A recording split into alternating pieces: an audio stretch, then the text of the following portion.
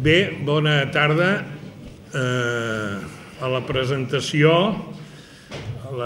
del llibre En bicicleta por los puertos del nostre benvolgut Frederic Ràfols.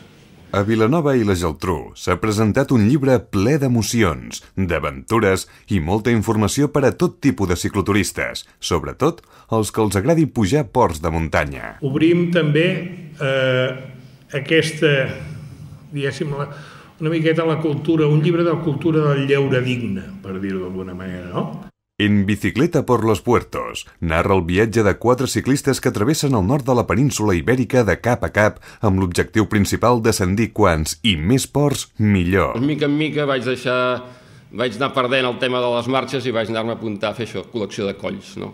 Com qui col·lecciona xapes de cava, no? Doncs jo col·lecciono colls, i d'això fa molts anys, no?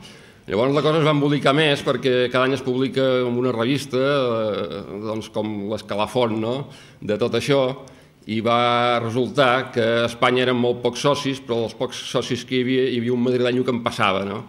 I això, esclar, això no es va poder aguantar més, i, bueno, fins que no li vaig treure 1.000 colls d'avantatge no he parat, no? I així estic, doncs, que ell està a 200, jo estic a 1.200, no?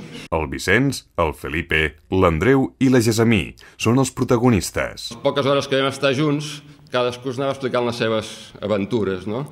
I llavors vaig donar compte que tenia molt mala memòria, que no me'n recordava de les coses i tot això, i llavors un bon dia vaig començar a escriure. Conversen entre ells donant apunts de records i de reflexions autobiogràfics, i especialment sobre cicloturisme, amb referències a carreres pedestres i ports de muntanya, màter amatista del bon trescador del pedaleig. Penso que hi ha molta gent del món de la bicicleta, del cicloturisme, que tot això ho desconeix bastant. Jo, que a mi ja fa molts anys que estic posat amb aquesta gent, doncs ho conec i veig que no surt publicat ni a les revistes d'aquest país i doncs m'ha semblat que és bo de publicitar-ho una mica, no? Apareixen les dades principals de més de 500 ports, els més populars en el món del ciclisme. Una obra que combina amb destresa el relat d'aventures i el de l'obra de consulta sobre els ports que cap boig de les alçades pot renunciar a descometre.